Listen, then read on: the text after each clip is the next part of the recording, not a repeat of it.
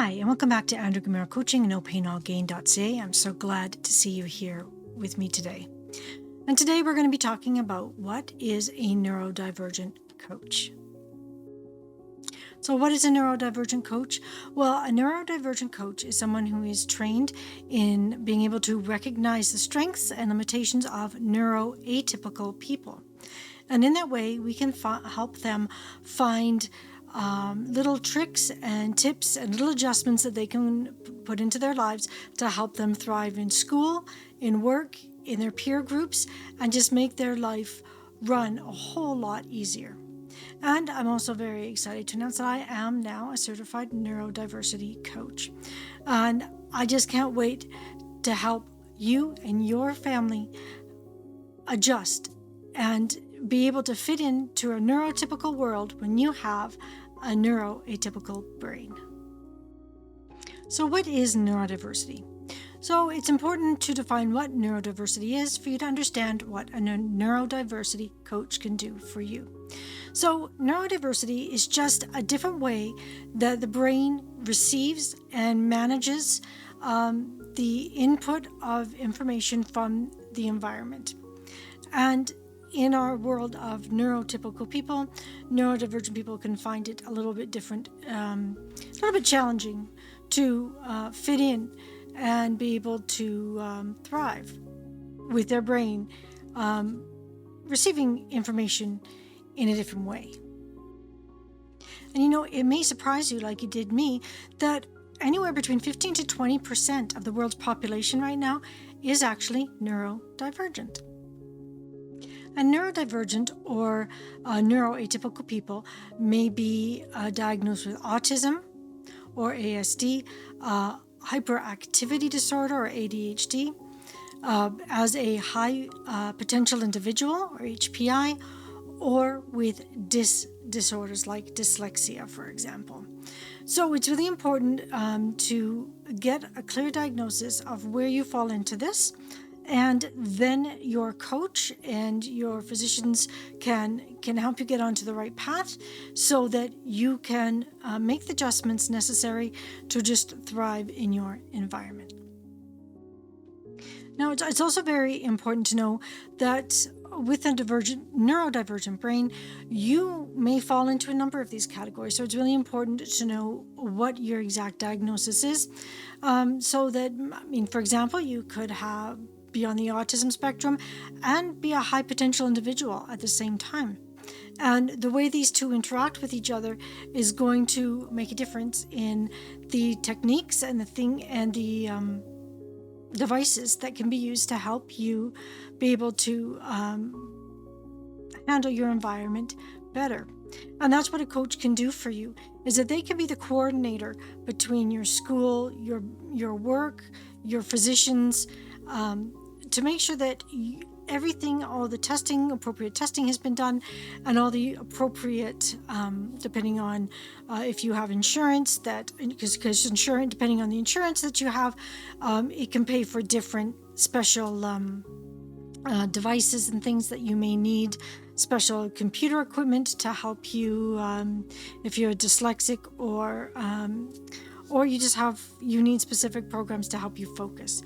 So it's really important to have somebody who can be the go-between also with your family, to make sure that everybody understands what's going on so that everybody can be on the same team and help you be able to thrive in life.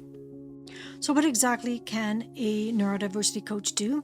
Well, they would be that go-between, as I mentioned before. So they would help gather all the information from the different physicians and therapists that are working, doing the testing for you.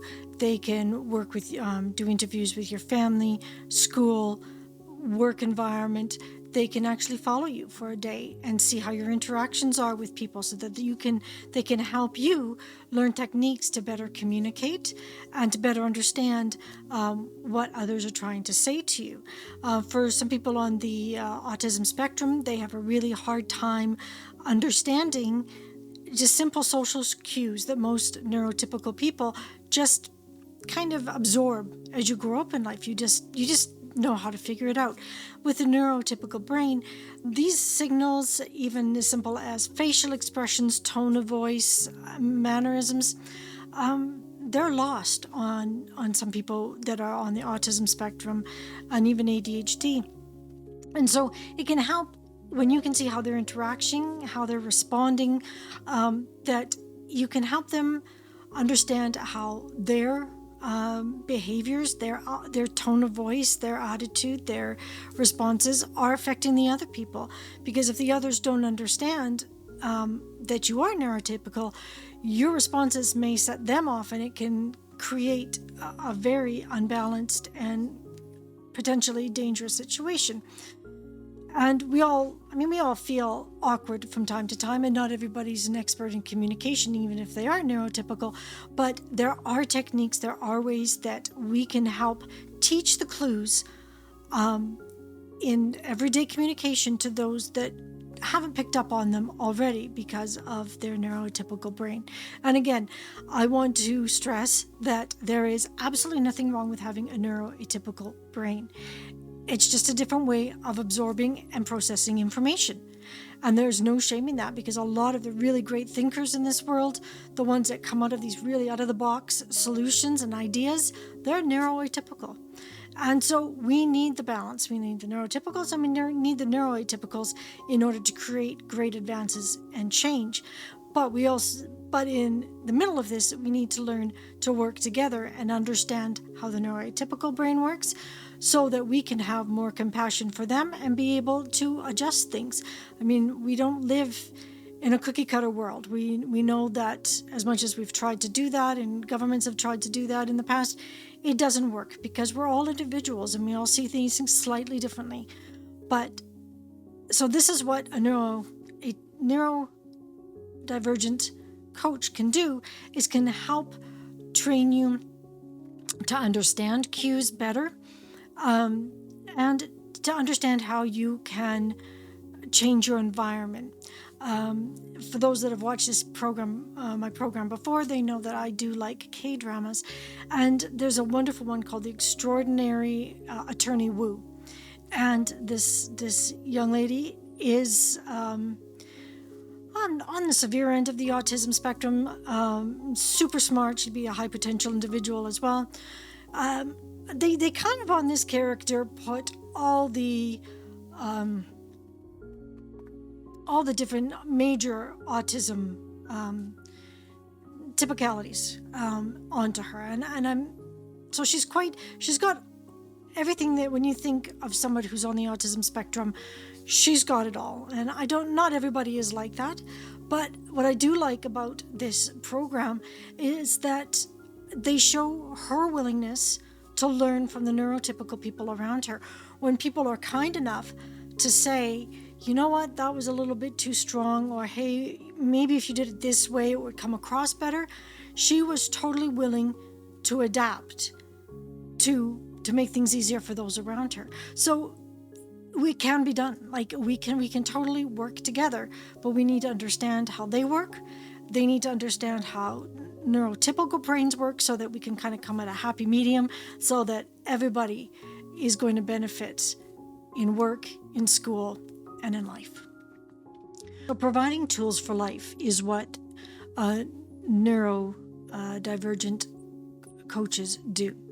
So you need to understand that for people with on the autism spectrum and high potential individuals, for example, they can be very, very sensitive to things. So anything from loud noises, different food tastes, clothing, seeing violence, loud sounds, lighting, they can all be super agitating for these people.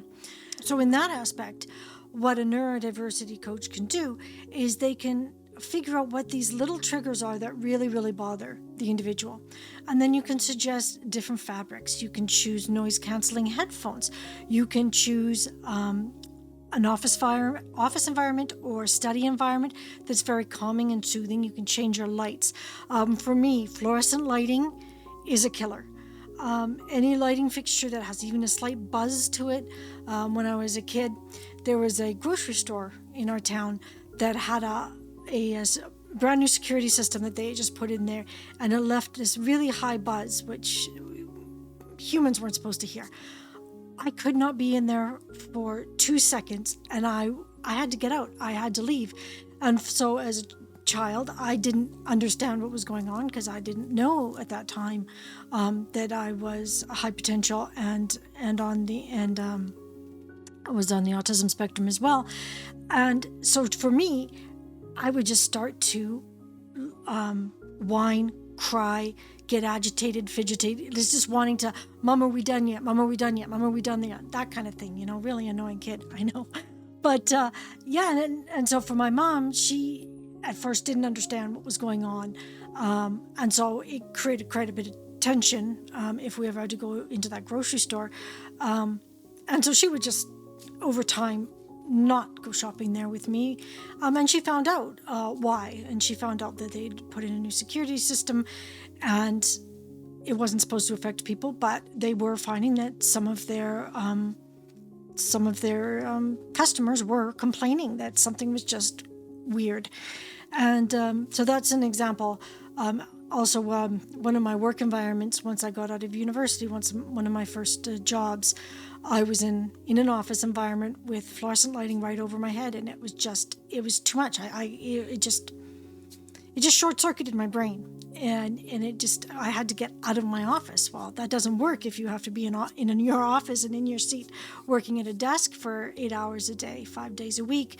They don't really take kindly to you going for a walk every 15 minutes. But those kind of things, when you've got a neurodiversity coach, they can help work with your employer to try and mitigate these kind of things. So changing the lighting in your office room. If you get really distracted by a lot of motion and commotion going on around you, maybe being able to move you from a cubicle in the middle of 15 cubicles with everybody talking and laughing and everything else, and maybe you do get a small office off to the side so that you can concentrate better. You can change the color of the lights in the room. Maybe soft music that you find very comforting, you can have that playing. Most employers really don't care what you're playing as long as it's not distracting anybody else or interfering in your work. So as long as your employer knows that you work better in these conditions, most employers now are very, very happy to make these changes for you. As far as fabrics for your clothing going, if you realize, for me, Angora sweaters, as beautiful as they feel to the touch, I can't wear them. I just itch all day long. My body can't handle it. For some people, all they can do is wear cottons, because the polyester blends just don't work for them. The other fabric I can't handle is microfiber. That is just something I can't touch. I can't work with that. But again, that's something that a neurodiversity coach, you can work through these things and you can suggest changing those kind of things.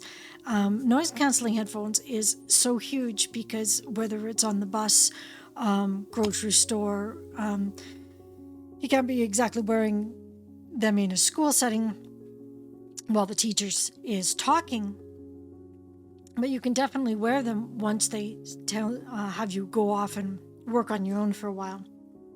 And that can really help you to focus in on what's being taught. So these are some of the little examples of what neurodiversity coaches can do, is to help you change your environment to something that helps you thrive instead of something that makes your body want to run away. And another thing that can really bother HPIs is violence on the screen or violence around them. For me, I know that's a huge thing. I really can't handle the violence on screen. It really bothers me. And even the rough and tumble play of little boys wrestling and that I can't handle either. So it's something you just need to adapt. It's something you need to learn. I mean, when you're watching a TV show, you need to be cognizant of if you come into kids, whether you're walking into a room or you're watching a TV show, and you feel your body changing, and you are happy when you started, and then all of a sudden you get anxious and tense and you want to run away, that's something you need to really pay attention to and go, okay, what is it about this that's bothering me?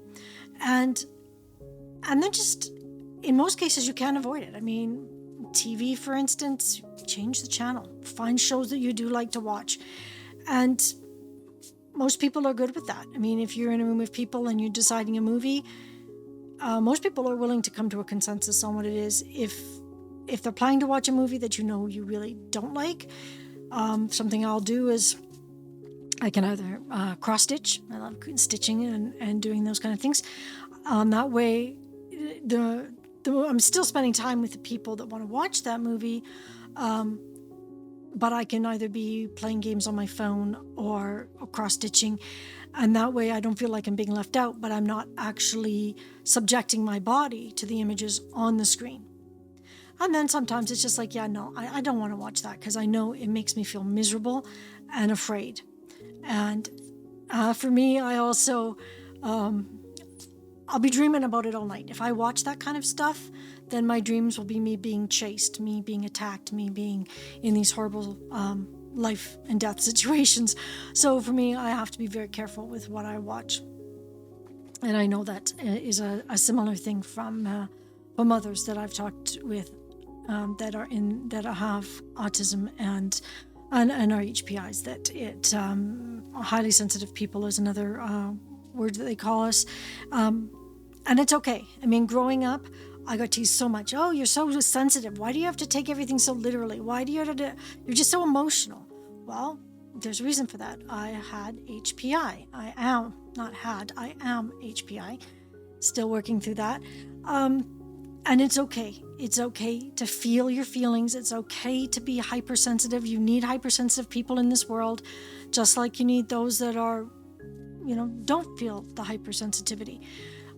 It helps others to grow, to care. To care for their needs as well, because you can understand what they're going through, what they're feeling, because you're hypersensitive as well. So you'll try to fixture the environment around you so that it's safe and happy and warm for everyone that comes into it. And so that is a good thing. Now, for example, if you are ADHD, you know that it's hard to concentrate. You don't tend to finish anything you start. Those kind of things. So with someone with ADHD, their coach may suggest shorter work periods. So you could work with your employer or the teacher to say, okay, let's have them focus for 15, 20 minutes, and then they get a 5-minute break. So go for a walk, go for a sip of water, the water fountain, and come back. That kind of a thing can help you hyper-focus, because that's the other thing that ADHD people can do, is really hyper-focus as well. And so you hyper-focus, or you focus on what you're doing for 15, 20 minutes, half an hour if you can manage that long, and then you get a break of 5, 10 minutes, and then you get back into it. And that way, you'll be able to get the work done, because you know that you've got this much time, and then you're going to get a break. So when your brain is starting to go, oh, I don't want to do this anymore, I want a break, I want to do this more, you can be telling your brain, you know what, I get to do that, I've got 10 more minutes, and then I got to do that. Right now I have to focus. And that truly does help. I do use that sometimes when there's, tasks and things I don't want to do. It's like, well, you know what, right now you're doing this, and then you get to do that. And that can help. Creating a schedule also helps, so that you can see what blocks of time are going to be used for what. And again, that also shows your brain that fun activity you want to do, it's scheduled. You will get to do it at such and such a time. And right now, focus on what you're doing so that you can then focus on the task that you like to do. Another thing that can be suggested for people with ADHD to help them focus in a classroom is fidget toys, weighted blankets or weighted toys and stuffies. Those can really help you feel more grounded and stable when you start to get anxious. So there's lots of different little things that can really help those that have got neuroatypical brains. The key is to figure out what the diagnosis is, what the triggers are, and then you can start working around those triggers to find solutions that really help. Neurodiversity myths.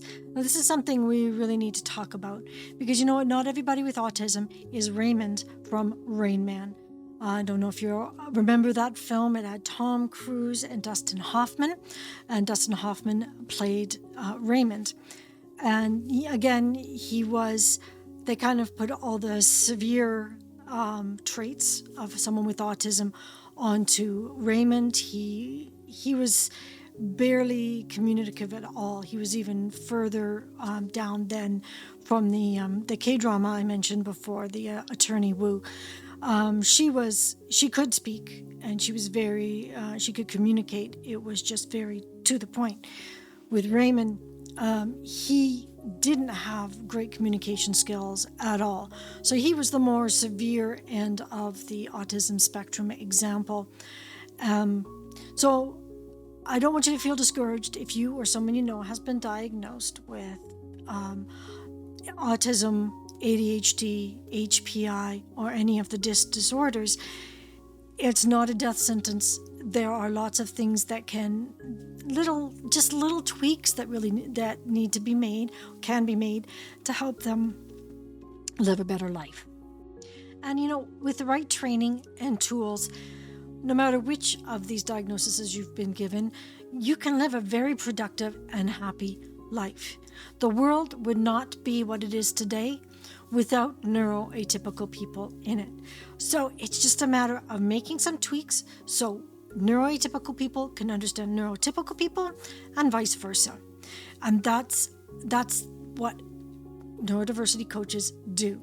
And we just love making life easier for everyone. Another big myth we need to look at is that people with ADHD are just very disruptive people and they just love creating chaos. And that couldn't be farther from the truth. It's just simply the way their brains are wired. So we need to show compassion, and then we need to look at their triggers, look at their behavior, and find ways to mitigate them. As I mentioned before, there's lots of ways to do it. You can, the ear-canceling headphones, the fidget toys, weighted blankets so they can feel more stable and in control when they're in a school environment. Where you place them in the classroom can help as well. If you put them closer to the front so there's not so many distractions, that can really help. Or off, you don't want to have them too off to the side because you don't want to make them feel separated from their peers. But there's lots of ways that can be used to help them stay focused. And using timers, using schedules, that can be really huge to helping them stay focused on their task, but also helping them to understand how their brains work. And there's no shame in being neuroatypical. It's just the brain you were given, and God doesn't create mistakes. So they may be challenges, but they're not mistakes. And you were put on this earth for a reason. And it's important that we allow everybody to grow into their fullest potential. And we do that by showing them grace and compassion and helping them build their strengths and help them to reformat the things that are causing them difficulties. A third really important myth to bust is about the high potential individuals. And the myth for them is that they are highly tortured, overly emotional people that are destined for a miserable life and eventually an early death. And that can't be further from the truth. I am an HPI, whether you want to call it a high potential individual or a highly sensitive individual. They are the same thing. They're different tags that the different physicians will provide, but they both describe what we are. And as a highly sensitive person, high potential individual, the big piece for me was finding out that I had a very high intelligence. At grade 3, they did, back in my day, I don't believe they do them anymore, but when I was going to school in grade 3, they did a series of testing. Everybody in the elementary school, no matter the grade, we all got this testing to figure out what our IQs were. And although they never would admit to us what our IQs were. I was put at grade 3. All I was told was that my intelligence level at grade 3, I should have been in a grade 10 classroom. And that's what they were trying to convince my parents to bump me up to grade 10. And my parents wisely said no. How can somebody who's in 3rd grade fit in with kids that are 15? It doesn't make sense. I mean, I already felt ostracized enough because of I knew I was different. Then putting me in an age group of kids that I was totally not at any physical equivalent of. So no, they did not. I did not go into grade 10 at when I was in grade 3. But we did have, at that time in our elementary school, we had a high potential class, I guess it was, and they would grab all these kids with a high intelligence to do special advancement things. We got to do a bit of computer stuff before computers were in every household. I think all the elementary school had maybe 2 or 3. Believe me, they had floppy disks. They were very, very basic, but nowhere near what ours had now. And there was definitely no internet on them. But we were allowed to use these where the other kids were not. And so but it's the important thing now, realizing it as an adult, that my high sensitivity to things, my emotional capacity or overcapacity, whichever way you want to look at it, and my intelligence, they were a thing. And I wasn't just weird or strange or impossible. I just my brain saw the world differently. And I was animal cruelty to humans, cruelty to anybody, just drove me crazy. I was the kid on the playground that was breaking up the bullies, going after the weaker kids. I had no tolerance for it. So I was always the one stopping the bullying and getting in their faces. So I wasn't the most popular kid on the playground for sure. But I also had a compassion level where I had lots of friends. And they would be, especially in high school, of all the different groups that develop in high school. I had friends in all of them, which was very beneficial because with the tough girl scene, there was one day that one of the girls was coming at me because I had talked to her boyfriend or something. But another tough girl stepped in and prevented her from doing anything to me because I was friends with her, because my compassion meant that I talked to everybody. I helped everybody. I was one of the tutors in high school that my fellow classmates could come and I could help. I think I helped with French. I helped with math. I think I have helped English as well. But there was a number of kids that I would just go in on my spare block and would just help any kids that needed help in the tutoring center. So we can have, as an HPI, once you realize that you do have higher sensitivities, then you can start to set boundaries so that other people can't infringe on your space. And just like I said, just knowing that I'm not alone, I'm not the only one in the world for sure, was such a breakthrough when I started seeing stuff about highly sensitive people and high potential individuals. I think there's a TV show that's called High Potential, and we started watching it as a family. And although I would not dress as that character was portrayed, I could certainly identify with a lot of the things she felt and said and thought and experienced. And it really was quite eye-opening for me. So all of these things, all of these myths, we need to just break them down. Everybody is an individual, and we need to start looking at people not as a diagnosis, not as a name tag, not as a specific group, depending on, where they live, what they believe, their religious beliefs, their passions. Well, we need to look at people as individuals. There's lots of testing out there that can be done to try to break down which one of these categories best describes you. And again, they do intermingle a fair bit. But the important thing to know from all of this is that you're not your diagnosis. And there are so many new advancements in technologies, in products available to help those neurodivergent thinkers to be able to function better in a neurotypical society. So in conclusion, a neurodiversity coach is someone who can help people thrive in their lives. So whether you have just received this diagnosis or want to learn more, that's what neurodivergent coaches can do. They can help you understand your condition or help you understand better the condition of someone you love so that you can both thrive in your life. So if any of this sounds interesting to you, please reach out to me at andrea@nopainallgain.ca, and I'd love to chat with you today. Did you know that one-on-one coaching is a great way to break through the barriers that are holding you back in life? Well, that is what I do. I am a health and wellness coach.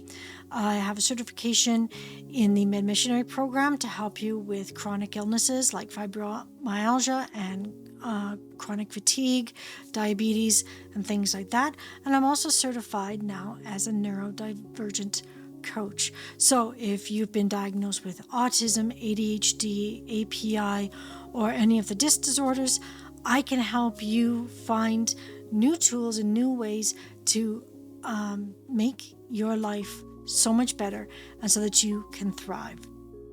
So if any of this sounds interesting to you, please reach out to me at andrea@nopainallgain.ca, and I'd be more than happy to set up an appointment, see if working together would be a good fit, and then set up some appointments so we can get started on getting you on the path that you want to live in. Also, I have actually written a book called Tips for Living with Fibromyalgia and Chronic Illness, and I will leave a link up for that above and also in the comments below, so that if you or someone you love is dealing with fibromyalgia or chronic illness and just want to make your life run a bit smoother, you can grab yourself a copy of that. It's on Amazon, and in any country that you're in, you can get a copy of that today. So again, thank you so much for joining me. It could have been anywhere else, but you chose to be here, and I am so truly grateful for that. So I hope you have a wonderful, wonderful week. We'll see you next time. Bye for now.